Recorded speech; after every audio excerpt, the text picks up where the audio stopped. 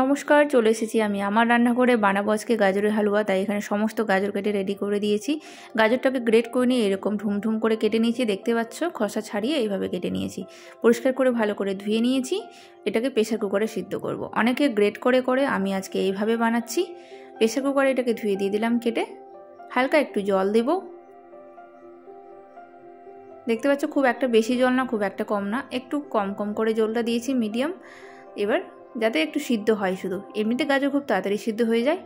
তো 3টে সিটি লাগাবো, প্রেসার কুকারে ঢাকনা লাগিয়ে দিয়ে এদিকে সিদ্ধ হয়ে গেছে ওটা। এদিকে আমি কড়াই গরম করে দিয়ে দিলাম 1 চামচের মতো ঘি।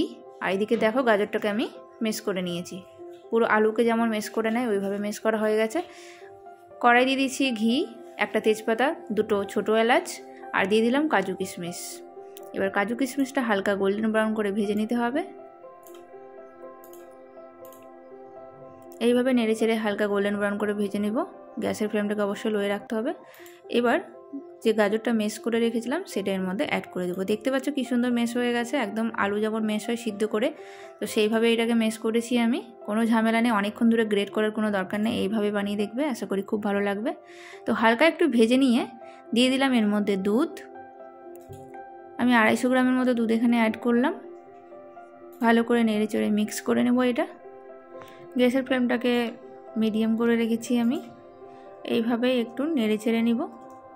অনেকে গাজরের খোসাটাকে ছাড়িয়ে গাজরটাকে গ্রেটারে গ্রেট করে নিয়ে ওটাকে ঘিয়ের মধ্যে ভেজে তারপরে বানানো হয়, কিন্তু আমি আজকে সম্পূর্ণ আলাদাভাবে বানাচ্ছি।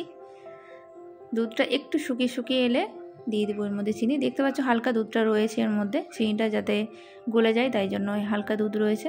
তো এখানে 3 থেকে 4 চামচের মতো চিনি দিয়েছি, আর 4 চামচের মতো আমি এখানে গুড় অ্যাড করলাম। গুড় আর চিনি দুটো দিয়ে এখানে বানাচ্ছি আমি। গুড় দিলে কালারটা খুব সুন্দর হয়। তোমরা চাইলে শুধু চিনি দিয়ে বানাতে পারো। ভালো করে এটা মিক্স করে নেব। দেখতে পাচ্ছ কেমন একটা থিক চলে এসছে। আস্তে আস্তে দুধটা পুরো শুকিয়ে যাবে নাড়তে নাড়তে। এবার এর মধ্যে অ্যাড করে দিব মাখা। এই মাখাটা দোকান থেকে নিয়ে এসেছি আমি। তোমরা চাইলে দুধকে মেরে মেরে এরকম মাখা বানাতে পারো। মাখা থাকলে দেবে, না থাকলে স্কিপ করবে, দেওয়ার দরকার নেই। আমি আজকে মাখা দিয়ে ট্রাই করব, তাই মাখা দিয়েছি এর মধ্যে। তোমরা চাইলে শুধু দুধ দিয়েও বানাতে পারো। তো ভালো করে মাখাটা এর মধ্যে মিক্স করে নেব। মাখা দিলে কি একটা টেক্সচারটা খুব সুন্দর আসে, ঠিক হয়, আর একটু টেস্টি হয়। এমনিতে গাজরের হালুয়া দুধ দিয়ে বানালেও খুব টেস্ট হয়। যাই হোক, এটা ভালো করে মিক্স করা হয়ে গেছে। দেখতে পাচ্ছ হালকা দুধ রয়েছে এর মধ্যে। তো সেটাকে আবার নেড়ে চেড়ে নিয়ে শুকিয়ে নিতে হবে। গ্যাসটাকে মিডিয়ামে রেখেছি।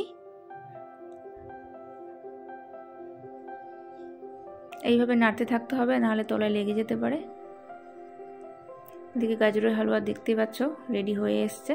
পুরো দুধটা শুকিয়ে গেছে, কেমন মাখা মাখা হয়ে এসছে। তোমরা টেক্সচারটা দেখে বুঝতে পারছো যে কিভাবে হলে তারপরে নামাবে তোমরা। গাজরের হালুয়া একদম রেডি। চলো এটা অন্য পাত্রে এখন সার্ভ করে নেব।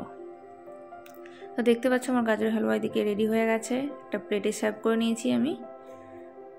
খুব তাড়াতাড়ি হয়ে গেল। গ্রেট করলে একটু টাইম লাগতো, বাট ওইভাবেও হয়। আমি এটাকে পুরো সিদ্ধ করে করেছি। আই হোপ যে আজকের রেসিপিটা তোমাদের ভালো লেগেছে। ভালো লাগলে অবশ্যই লাইক করে দিও। চ্যানেলটা সাবস্ক্রাইব করা না থাকলে সাবস্ক্রাইব করে দিও, আর একটা কমেন্ট করে দিও। টাটা।